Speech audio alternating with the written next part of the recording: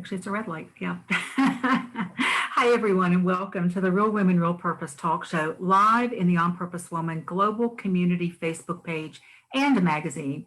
I'm Ginny Robertson, one of the hosts of the Real Women, Real Purpose talk show, and I'm also the founder and publisher of On Purpose Woman magazine and the founder of the On Purpose Woman Global Community. My guest today is science fiction author and founder and CEO of the Rippy Effect, a nonprofit to encourage young people to major in STEM careers, Jackie Hunter. She will be talking about how retirement lets her be her. So thanks for being with me, Jackie. I'm really excited to have this chat with you today. Well, I'm so glad to be here. I'm very excited. And I appreciate you having me on the show. Oh, thank you. And we'll talk about all of that a little bit later, but for STEM careers, I mean, STEM wasn't even a word or an acronym for anything when I was in high school. So it's like, no, girls didn't do stuff like that. So I'm excited to hear about the work you're doing there. But before we dive into all that and all what I know is going to be a really inspiring conversation, let me tell our viewers a little about you. Jackie Hunter, a retired teacher and school administrator, says that retirement can be your best life. At 60-something years young, she decided to write a novel after working 31 years as an educator in Henrico County, Virginia public schools. Her writing style has been compared with Ray Bradbury by the distinguished Kirkus Reviews. That's amazing. When I read that, I was like, whoa, you go, Jackie. And her book was nominated for the Richmond Public Library YAVA competition. What does that stand for? Young adult. YA stands for young adult. Mm-hmm. Her book, Lost in the Red Hills of Mars, is a science fiction novel for middle grades and young adults, and it's available on Amazon and Barnes & Noble. She is also the host of her own TV show, The Rippy Effect. On the show, she interviews young women and minority scientists and doctors to encourage young people to take a good look at STEM careers. So, wow, there's so much we can talk about, but let's start with this idea that you say that retirement can be your best life. So, with your own retirement, did you go into that easily? Were you prepared? Had you decided when, or did you have some concerns about it? Well, I tend to be a workaholic. And if I didn't need sleep, that would be great. And so I really enjoyed being a part of the county as a science teacher. I loved it. But what happened in 2005, my brother, who was a scientist, he lived in Atlanta, Georgia, he developed lymphoma. And he passed away at the age of 53. He didn't get a chance to retire. And the county was offering us early retirement. And I thought, well, maybe I better do something because life's not promised. Mm-hmm. And so I did early retirement, but I had worked in the county for 31 years. And I did early retirement. And it was just the best decision I could have made for me, because it gave me the opportunity to think about other things that I could do, like write and draw. I enjoy drawing. I enjoy doing acrylic art, painting, oil paints. And I thought, wouldn't it be nice to have some time to put into that? And so it wasn't that I wasn't doing those kind of things when I worked, but when I did work, I put a lot of myself into it. And it didn't give me much time to put into other things that I was interested in. So yes, retirement, it wasn't difficult for me to do because I felt like it was something that it was the right time to do it. Yeah. Mm-hmm. And you also had things lined up that you knew you loved to do already and that you're going to have more time to do those things that matter to you, right? Well, let me tell you how I decided on the writing and the art. When I retired, I wasn't really sure what I was going to do, but I thought about what gave me so much pleasure when I was young as a child, before I had to take on adult responsibilities. And I used to write short stories. When I was 12 years old, I wrote short stories and poems. And I also always have enjoyed drawing and painting. So I thought, well, that's what I need to take a look at as an adult, as a retiree, and get into the kinds of things that I loved when I was younger. That's a fascinating story because I believe that, when people say, well, I don't know what my purpose is, or I'm not sure, I hear this thing about life purpose. And I say, look at things you love to do as a child. It's so And true. it could be tied up in that. Your purpose doesn't have to be this major earth shattering thing. It can simply be that what you're here to do. And so I love Exactly. that you revisited that. It must have felt really good to get back to that. Yes. And it's so funny because when I'm writing or when I'm drawing or painting, I don't even think about time. I could be doing it for hours and not even realize it. So that means I'm doing what I need to be doing. Yeah, that sure does. You're doing what is yours to do, it sounds like. Yeah. So you didn't know you would write a novel when you left, when you retired. You didn't have that. I'm going to now go write that great novel that's been floating around in my head for years. That it didn't come like that then. No, What no. inspired you to I, write I this can novel? I can tell you two things that inspired me. One was when I was a science teacher, excuse me, I took my students to the math science center, which is located in Henrico. They have a lot of activities that we call STEM activities: science, technology, engineering, and mathematics. And on this field trip, my students were given so many different hands-on materials like plastic and cardboard, and they were told to create a colony for Mars. Hmm. And this was quite a few years ago, and the students were so excited about it, and I got excited about it. I was excited. I thought, wouldn't it to have a story about a teen who lives in the first human colony on Mars? And I thought I didn't think any more about it until when I retired and had the opportunity to begin to write. So that was one of my inspirations. The other was I always love a challenge. I enjoy a challenge. And so I had been writing short stories and I thought, why don't I write a novel? And so whenever I want to do something that is new, what I do is decide on what is it that I need to learn and who do I need to know. So I started reading books like characterization, how to put in dialogue, what is a setting, all those different literary terms, because mainly I'm a science and math person. And so that was helping me with the what I need to know. But who do I need to know? I needed to know someone who had written a book, someone who was writing a book. So I joined 3 different writer organizations. And one of them called Agile Writers, which is located in Richmond, Virginia. The founder is Greg Smith. That was the best thing that could have happened to me. He said, I can teach you how to write a novel in 6 months. Isn't that amazing? That I mean, is. that's the first manuscript. And we had meetings once a week. And we learned a lot about writing. And we learned what I call the basics for writing, learning the structure. And I created an outline. I love working with an outline when I write. I know that some writers like to let it free flow.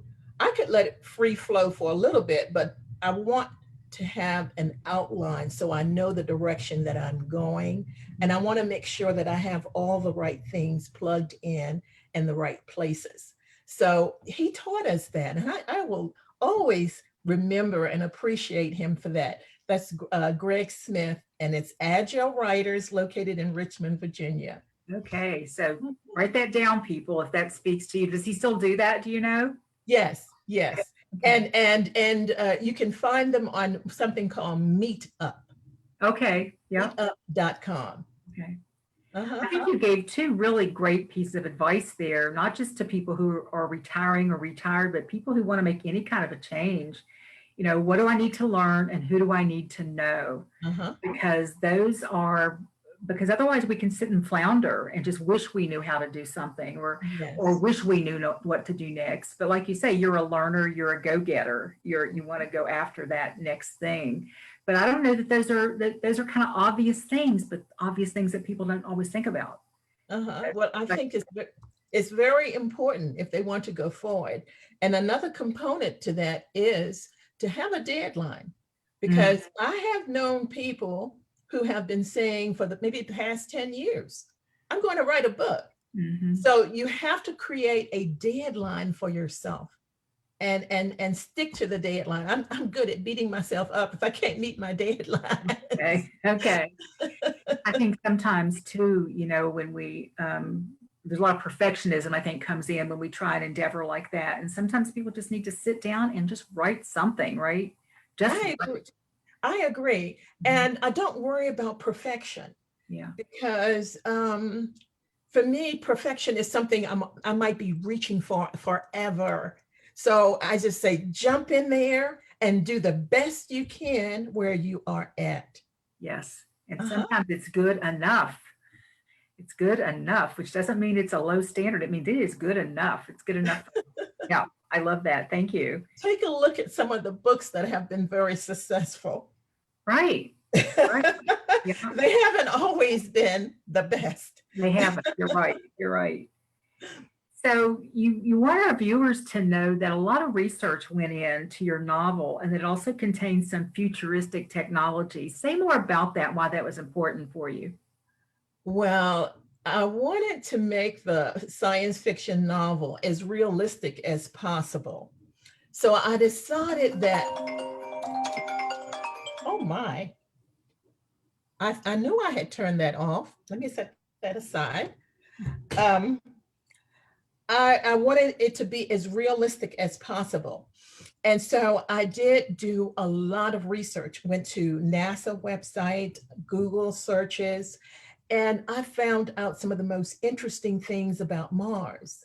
Now, I hadn't thought about it, but of course, all planets have some type of weather.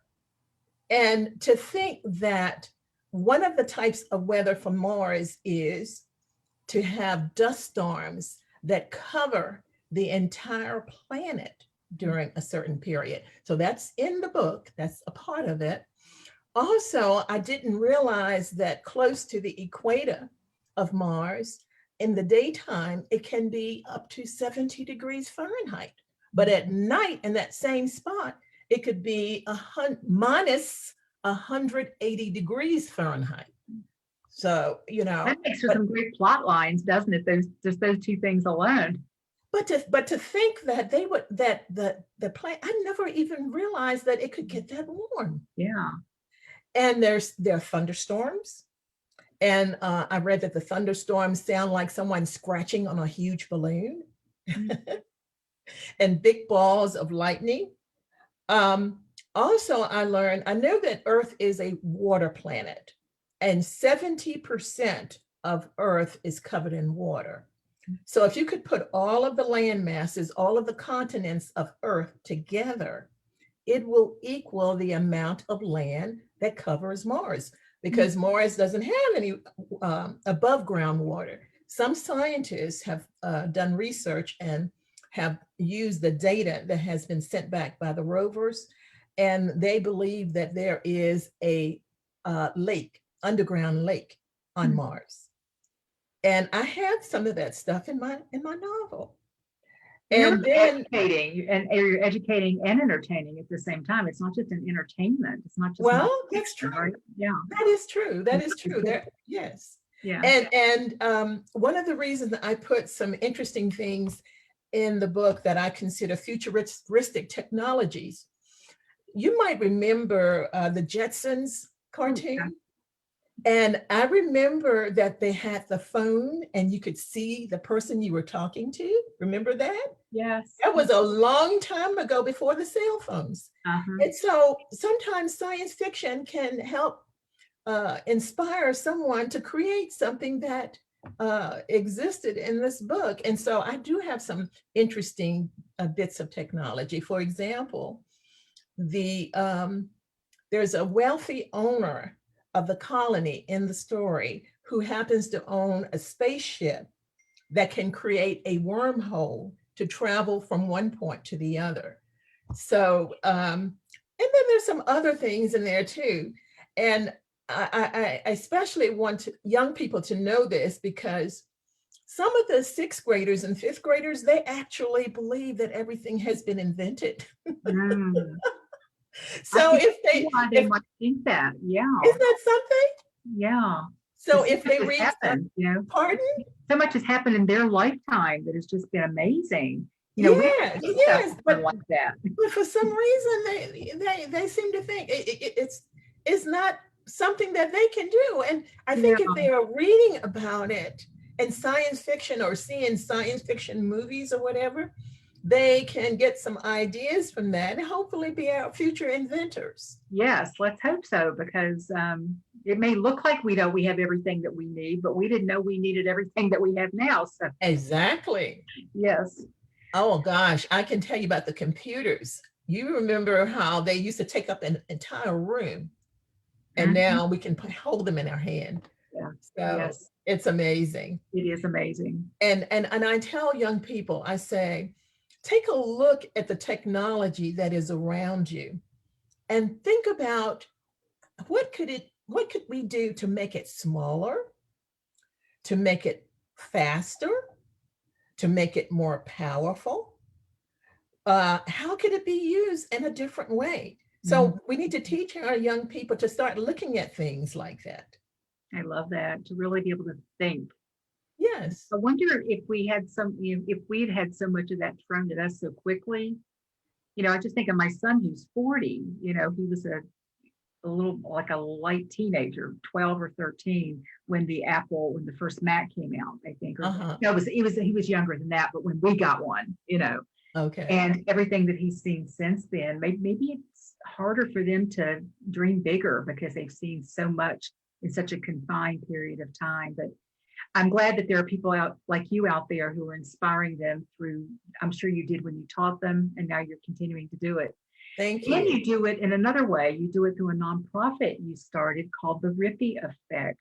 That's true. So tell us about that, and what need do you want to fill, or what difference do you want to make with your nonprofit?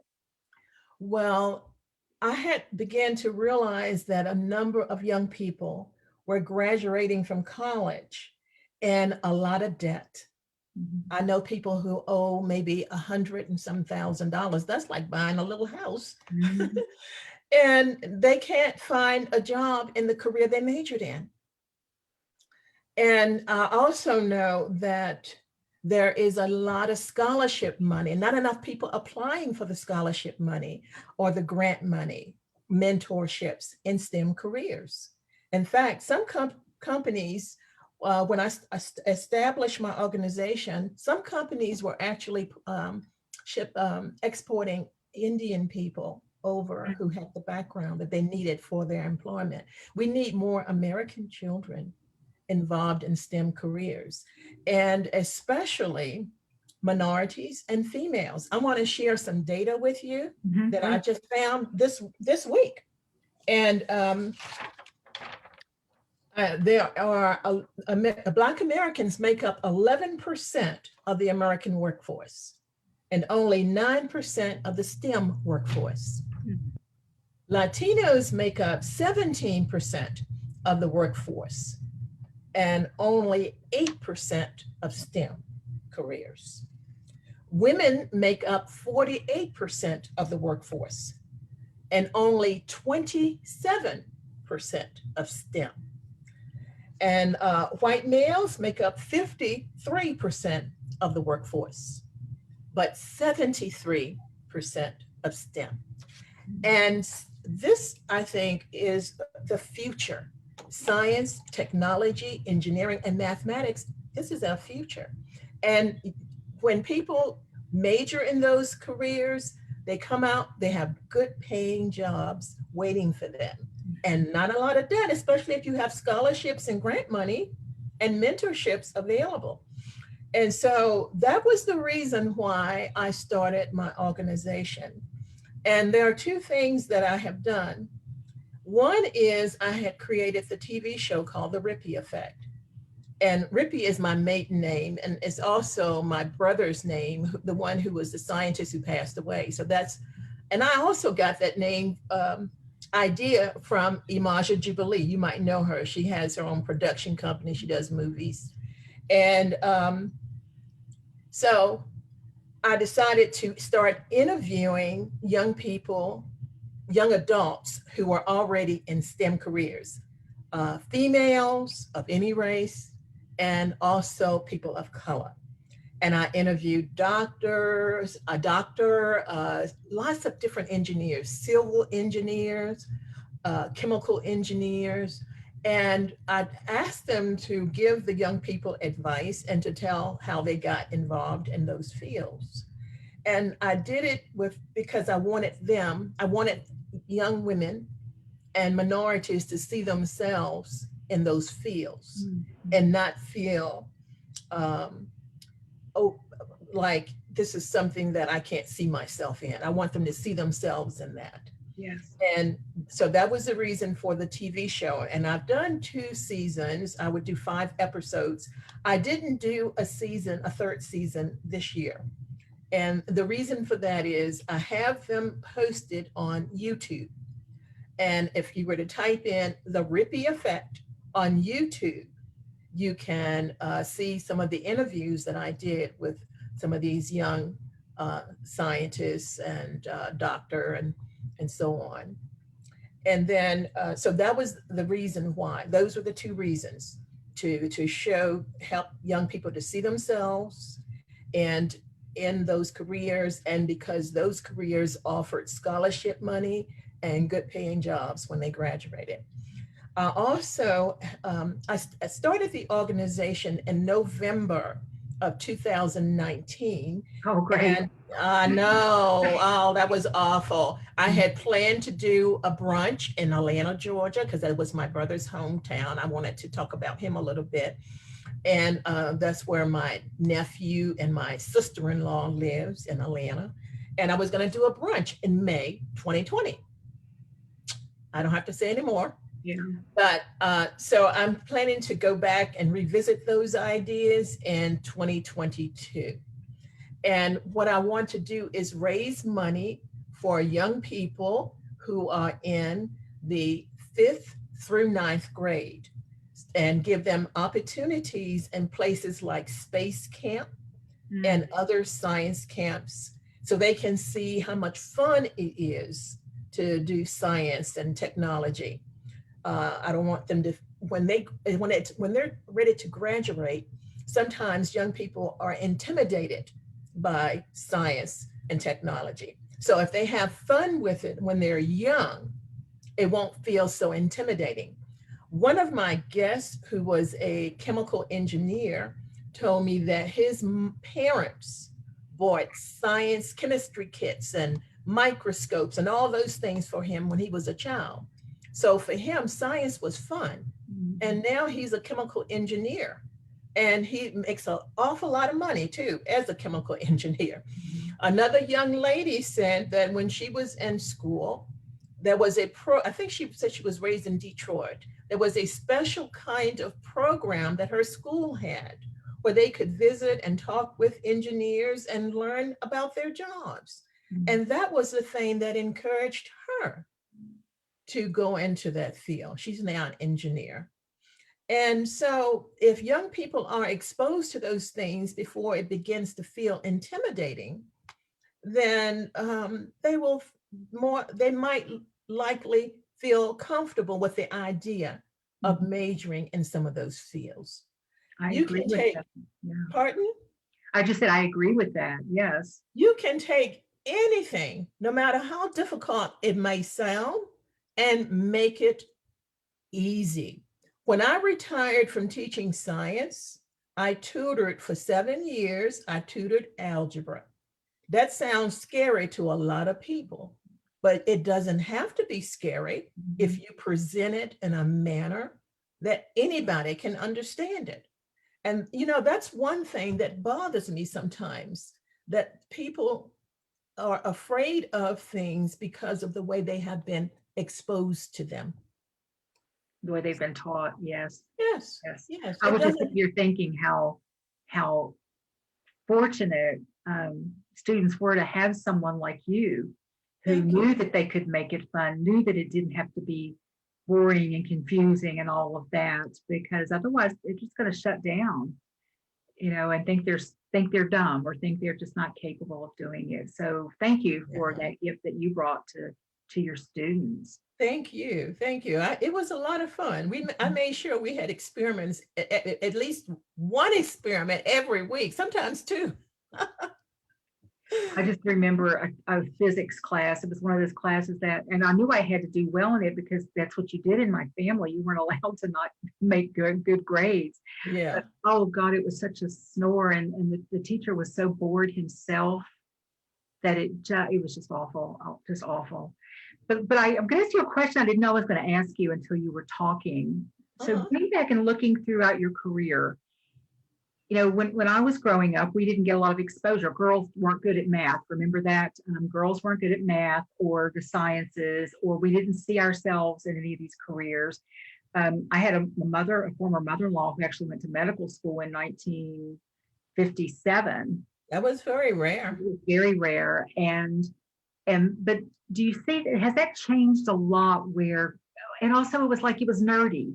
And, if you wanted to be a popular young girl, you don't want to be seen as nerdy or too brainy, I think that it is changing. For me, not fast enough. Yeah. But it is changing. It is changing. Yeah. They need more role models is what it is. They need to see, because there was always this accented, Urkel on that TV show. Oh, yes. Or a picture of Einstein. Yeah, exactly. Yeah, we need to see more of that, of female scientists. Yeah.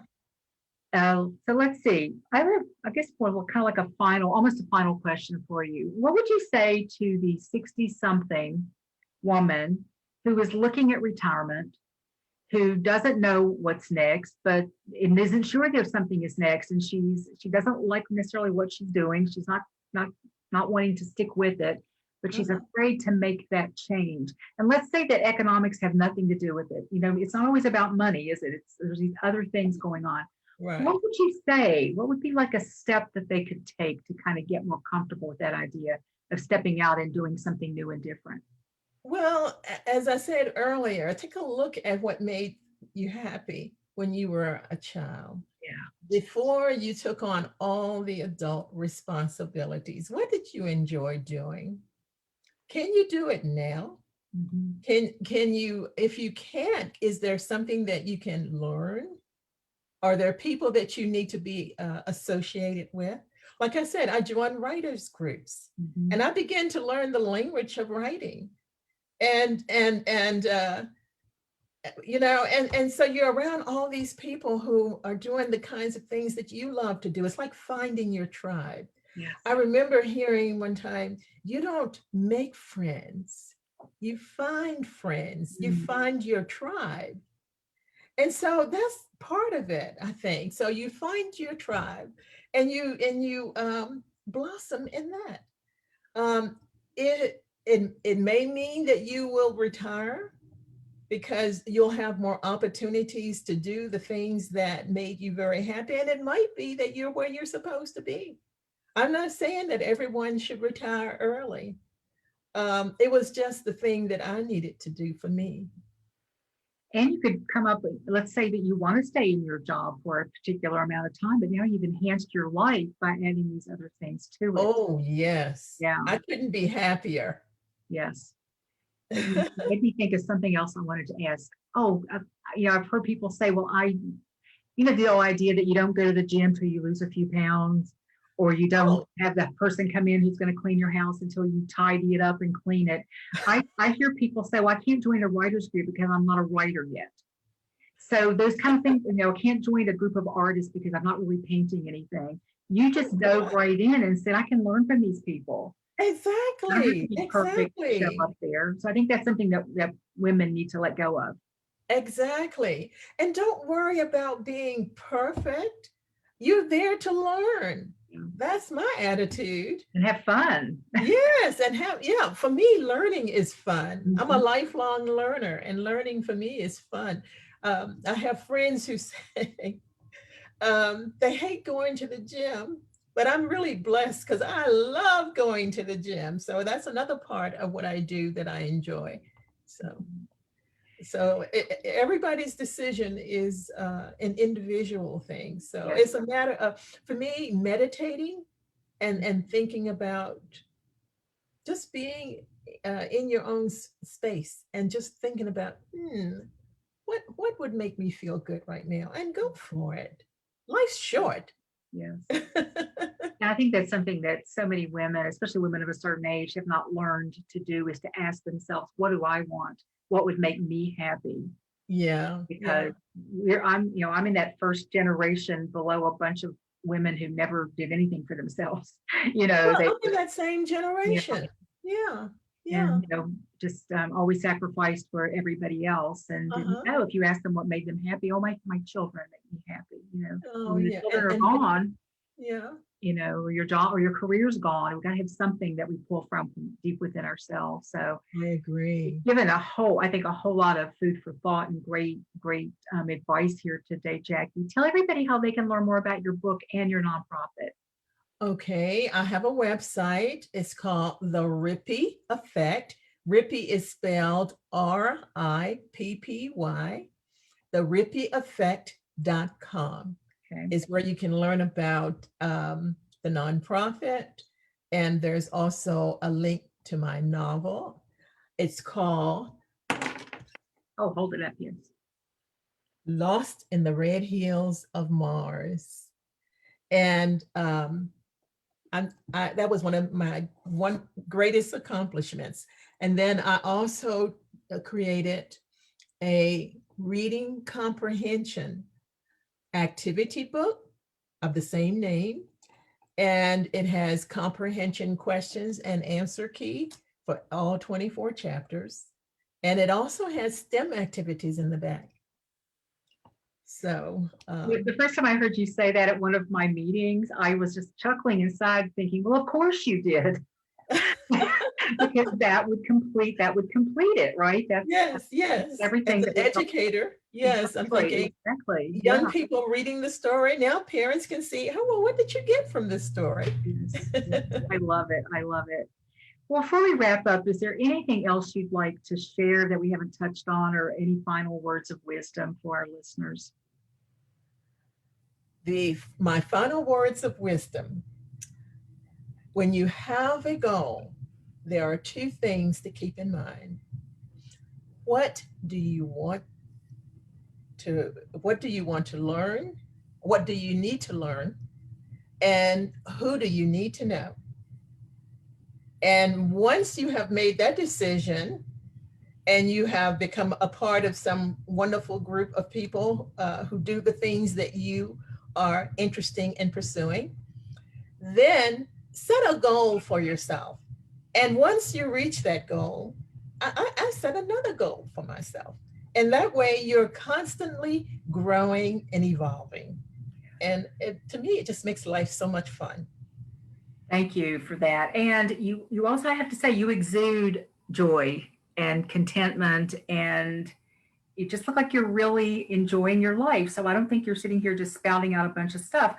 I know you're sitting here saying things that you do yourself, that you believe yourself, and I do.